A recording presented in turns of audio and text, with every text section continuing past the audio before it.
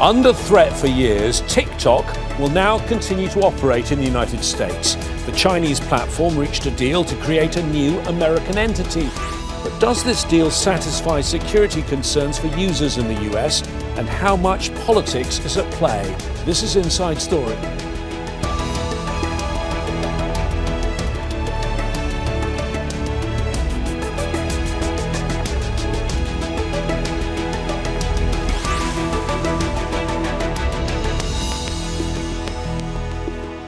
Hello there, I'm James Bays. It's a deal that ended years of uncertainty over the future of TikTok in the US.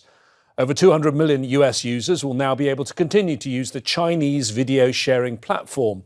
Concerns about national security triggered a debate on banning the app almost 6 years ago. To address those concerns, an agreement to create a TikTok US joint venture was reached between Washington and Beijing. A number of US investors will now be in control of the newly formed entity. But why did TikTok become such a big political issue in the US? We'll discuss that with our panel of guests in a moment. But first, this report from Imogen Kimber. They finally have a deal. After 6 years of wrangling, social media app TikTok's owner ByteDance is set to partner up with US companies, allowing it to continue functioning in the United States. TikTok's American problems began in 2020. In his first presidential term, Donald Trump tried to ban the app over national security concerns. He said TikTok allowed its Chinese owners to gather data. He also said the platform could be used as a tool of influence. In 2022, TikTok was banned on federal government devices and controls were tightened. During Joe Biden's presidency in 2024, Congress passed a bill that made it unlawful for app stores or hosting providers to support a, quote, foreign advisory controlled application. Some people said the bill was against freedom of speech. At the start of his second term, Trump admitted that TikTok played a part in him getting some of the youth vote. He delayed enactment of the Biden-era law and said TikTok could continue in the US with American business partners. Going forward, TikTok's Chinese parent company ByteDance will hold just under 20% of the stake in the US business. Oracle, Silver Lake and MGX will collectively own 45% of the new joint venture. Trump says he's happy about the deal and thanked Chinese President Xi Jinping for approving it. The nearly 200 million TikTok users in the US are also pleased. Imogen Kimber, Al Jazeera for Inside Story.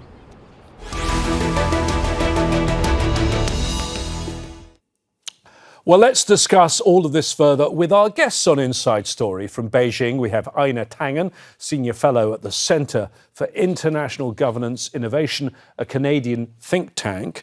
From New York, Sarah Kreps, Founder and Director of Technology Policy Institute at Cornell University. And from Washington, D.C., Anupam Chander, an expert on the global regulation of new technologies and Professor of Law at Georgetown University Law Center. Thank you very much for joining us, all three of you. So let's take this stage by stage. First, Anupam, this has been, has it not, a really long-running saga, almost 6 years of what will happen to TikTok, with those that use the app a lot very worried that perhaps it could be stopped in the US completely, banned completely. Now we seem to have, for now, a resolution to all this. Would you not agree? Yeah, a long saga, almost a kind of Hollywood epic. And the question is whether or not you think the ending is a happy one or a tragic one.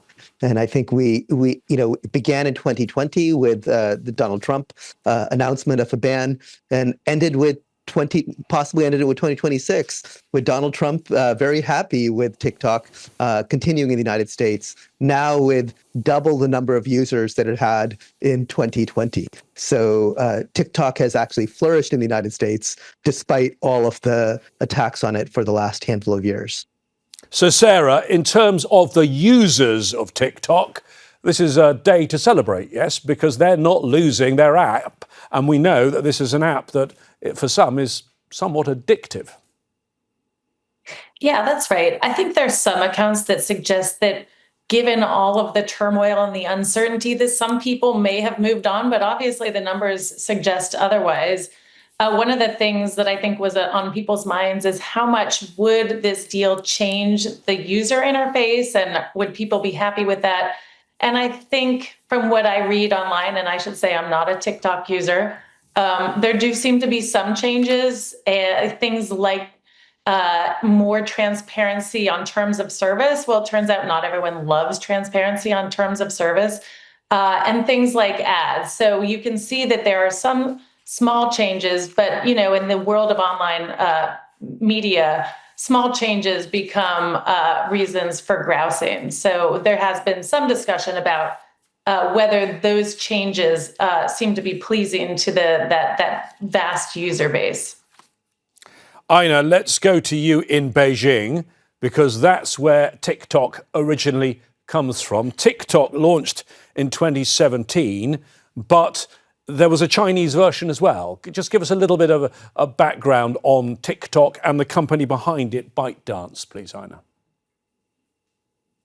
Okay, so the Chinese company is called Douyin, and it's very, very popular in China, even more popular than in the US. It is exactly what you get in the US, slightly different in terms of the content and things like that, but it's just funny little things, people playing with their cats, doing silly dances, singing songs, etc. Very short, and people just loved it. Now, the key was the algorithm. The algorithm is what keeps people addicted, because it keeps shoving, new things to you based on your proclivities. So if you watch a bunch of cat videos, you're going to get more cat videos. If you seem to like ones where they're rolling around being cute or attacking other cats or something like that, they know that, and they are able to funnel that to you. Now, TikTok was the American version, the international version, and you cannot get that in China. Just like there are very few people, unless you have a VPN, watching the Chinese version of it, which of course is in Chinese. So it became very, very popular in the United States. You go back to 2004, there's been a whole sequence of social media dominators, and TikTok is the latest one, but you still have Facebook and you still have YouTube. Those are both 2 billion people who are watching that worldwide. So it's this kind of thing. Why do people like it? Because advertising revenues. And if you go back in 2024, now remember, this is a company that is being sold for 14 billion, or valued at 14 billion. Their revenues in 2024 were 13.9 billion. It's a little bit unusual because generally there's a multiple on there. But getting down to it, there's a difference in terms of the content, but not the algorithm. And this is what Donald Trump is now interested in after having tried to ban it because he thought it was somehow subversive.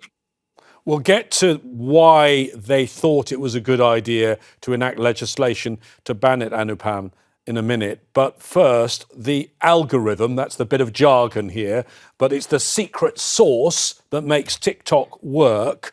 And China clearly thinks it's important because back in 2020, it put that algorithm on its export control list. Tell me what's special about this. So the algorithm is not a social media algorithm per se. So Facebook's innovation was, hey, if your friends are liking something, you're likely to like that thing. So if they watched a movie that they thought was great, maybe they'll recommend that to you, and that would be relevant to you. If they read a book that was relevant to you, that might be relevant to you. And TikTok realized, the ByteDance realized, I should say, that actually people are very unique. They're friends with people with different disparate interests, diverse interests from their own. And so it said, you are a kind of data point of one. You are very individual. So your collection of interests are not going to mirror that of your friends, but rather are very peculiar to you. So you may like cat videos here, but you may like videos from Davos or cooking videos of a particular cuisine. We will curate a video feed that's very highly specialized to you. And we'll continually make that video feed interesting. We just won't show you the same cat videos. Like if this were simply a cat video app, you get bored of cat videos pretty quickly. So it keeps experimenting, it keeps innovating, and it keeps attracting more and more users to its app who spend a lot of time on the app. So I think China responded in 2020 and it said, hey, this algorithm, this AI that ByteDance has is a very sophisticated algorithm that other people seem to now want to copy. Let's put export controls that ban it from being exported without our say-so. That is, now we intervene in the process of any potential export of this technology. And of course, export controls are what countries normally use for things like military technology and that sort of thing. Sarah, take me back to the first Trump term from about 2019 onwards. Why did people, and particularly Republicans, and particularly the Trump administration, Trump and his then Secretary of State, Mike Pompeo, get so concerned about TikTok? Was it because they didn't like China and rivalry with China, or was there something in the technology? What were the concerns about? Yeah, I think it's important to go back 6 years because I think however many, the geopolitical context behind this is really important. And I think that landscape has changed considerably in the last few years. But back in 2019, we were looking at about a decade where from the Obama administration in the mid-2010s, there was an increasing sort of antagonism between the US and China. The US had imposed export controls on things on ZTE and Huawei, these Chinese telecom companies. And the concern with those was that there might be some backdoor data access or influence from the Chinese government to the users of these systems. So, Sarah, when it comes to TikTok, they were worried that TikTok was going to spy on its users? Is that the theory? Well, I think there were two aspects. Yeah. So in effect, yes, I think there were two aspects of this. One was this vast amount of data. So the access to 170 million users gives you, and we saw this with other cases, Cambridge Analytica with the election in 2016. So this access to vast amounts of data allows you to analyze it and then micro-target, understand, like Anupam was saying, all of these things that they can understand based on where you are and what you like and what you're engaging with, and then be able to micro-target individuals and manipulate the psychology. So that was one aspect of it. And the algorithm was part of that, which is, could then the CCP, devise this algorithm to manipulate these users? And so given that relationship between the US and China, especially going into 2020 with COVID and no diplomacy between these two countries, this was a real fever pitch. And so TikTok became really kind of the fulcrum, the focal point for that antagonism between these two countries. And so then it made, sort of under the Trump administration first term, he proposed this ban that then the Republicans and on the left, the Democrats and Biden ran with during the Biden administration. So it was very surprising then during the last election that, then Trump comes and says, actually, I don't think that was the right policy, and then does this about face that you were talking about. Okay, Einar, so you have 2024 legislation passed by Congress saying that TikTok needs to be sold unless it cuts its link with China, a country, the US, that prides itself on free speech, restricting free speech. But I think before we continue the discussion about TikTok, it's worth me comparing the US with China, where you are right now, and where you have the Great Firewall of China. China censors the entire internet. If things are critical of Beijing, they get blocked. Facebook, X, the former Twitter, Instagram, Snapchat. Where you are in Beijing, Einar, you can't access any of those, can you? Well, that's nonsense. I do access it. Otherwise, I would be able to talk to you. Using No, a I mean, VPN, one it's assumes. I'm using a VPN, but you would be surprised. I mean, a lot of it, especially during COVID, things were shut off. People assume that everyone gets the same amount of information. I just wish people actually understood Chinese. They could go on to the social media here in China. You'll hear every opinion on earth, and they bring up all sorts of issues. Chinese government differs from the U.S. is they do not like the idea of people trying to rally around an issue and to create a new movement or something like that. And that will, in fact, get you into trouble. But this is oversold. And quite frankly, it's hypocritical because Palantir is doing exactly under contract with the United States what the U.S. is accusing China of doing. And too often, we in the U.S. like to accuse others of what we are, in fact, doing, whether it's spying or building, interfering in other people's elections, etc. And this is a perfect example of that. TikTok was about, animals and songs and things like that. Yes, you could collect a lot of information, but the fact is they weren't. And they then said, oh, well, it has to do with where the information is being processed. And it was being processed in the U.S. So they switched it over back to it was being processed in China. They switched it over to the United States. And that's kind of where we are today. It's this kind of paranoia that, China's going to do exactly what we do. And that's where we stand. It's the only reason that we're here and that there's this sale is because Donald Trump believes that TikTok was a big factor in him getting to young men who watch TikTok and convincing them that he had the solution for their problems. So this is entirely political. It was paranoid. Hypocritical to the max, and this is unfortunately the way things stand. The U.S. says we're better than everybody. Einar, let me bring in Anupam on that. Do you agree that's the reason for the Trump about face? He wanted to ban TikTok to hit out China, but then looked at public opinion, was waging an election campaign, and did some electoral calculations and thought, oh, I need this. Yeah. So he said, vote for me, I will save TikTok. And the Biden administration had helped write the law that would lead to a possible ban or at least a possible divestiture of TikTok. And so Trump has repeatedly told us that he has a soft spot in his heart for TikTok because of the fact that it helped what he sees. It helped him win the election. And he says Barron Trump, his son, his young son, I think he's about 20 years old now, helped convince him to get on TikTok and promote himself. So the Biden administration the Biden campaign joined TikTok in February 2024, but Biden himself never embraced TikTok, et cetera. And Trump said, I'm going to support TikTok.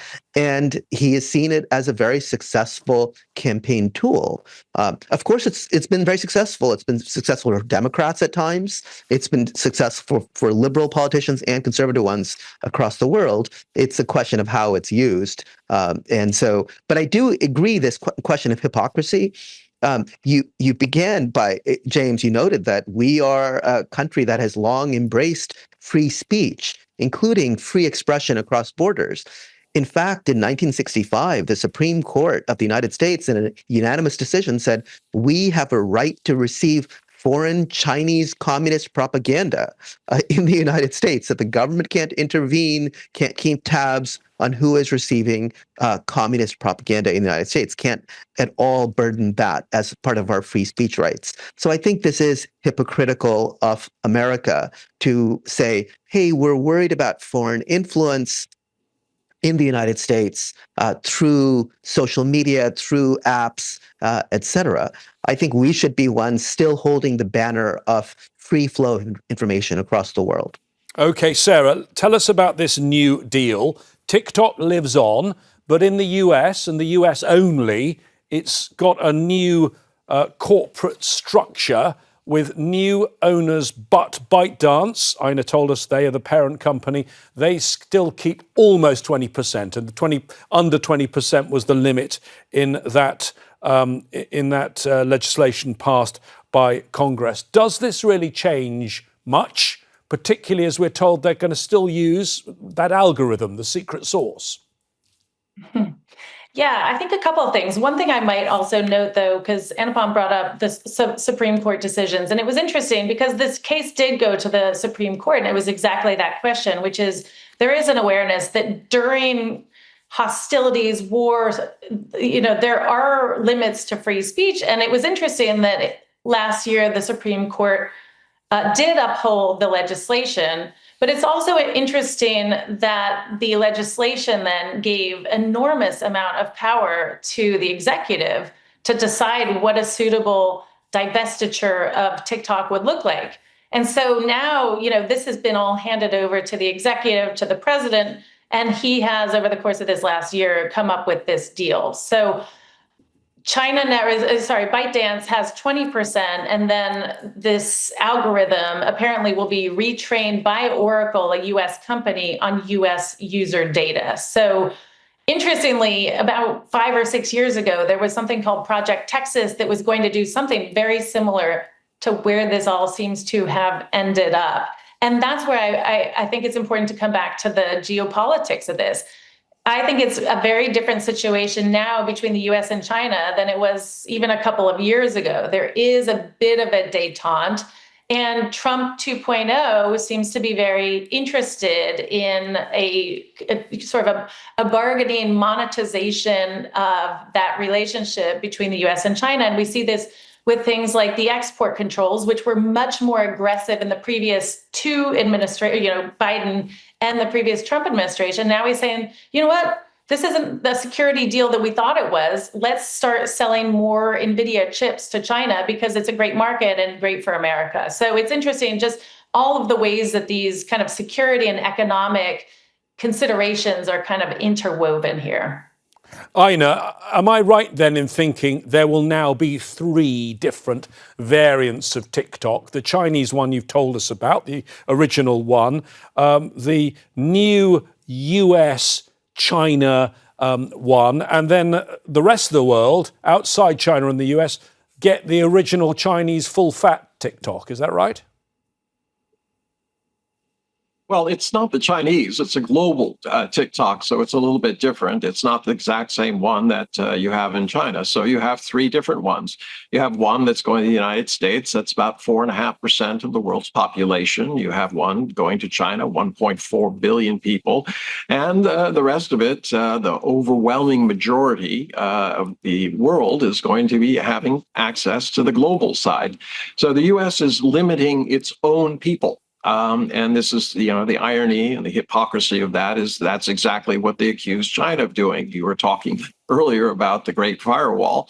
Well, this is a firewall that's being erected inside the United States, and they're going to be gathering the information that Donald Trump says is so sensitive that it has to be in the hands of Americans. Well, the question is, what are they going to do with it? Is it going to be part of manipulation? Is it going to be given to Palantir so they can figure out where illegal aliens are and all this kind of stuff? So there are real questions about this, but the hypocrisy is the one item that I think we can all agree on. Sarah said, interesting. I heard hypocrisy.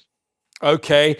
Anupam, in terms of the new investors who have been brought in the past, fears that TikTok was too close to China. Some are saying if you look at these new investors, there might be fears that TikTok is now going to be too close to Trump, because all of these companies, or at least most of these companies, seem to have links with the Trump orbit. For example, the Ellisons, the boss of Oracle, Larry Ellison, billionaire, is close to Trump. His son, David, owns the TV and movie conglomerate Paramount Skydance, which owns CBS, about to make a bid for Warner Brothers Discovery, which owns CNN among its assets. Now, they're one of the new shareholders. All of the new shareholders seem to at least have had good contacts with the Trump administration. Yeah, I think this is the question. And I think Sarah rightly points to the fact that this law gave the president this power to select or approve the new owners of this app.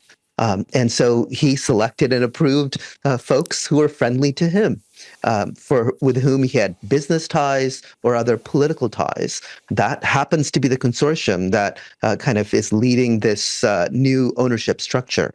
And so now the question is whether we've traded fears of foreign propaganda for fears of American propaganda. I think that's what Einar is suggesting.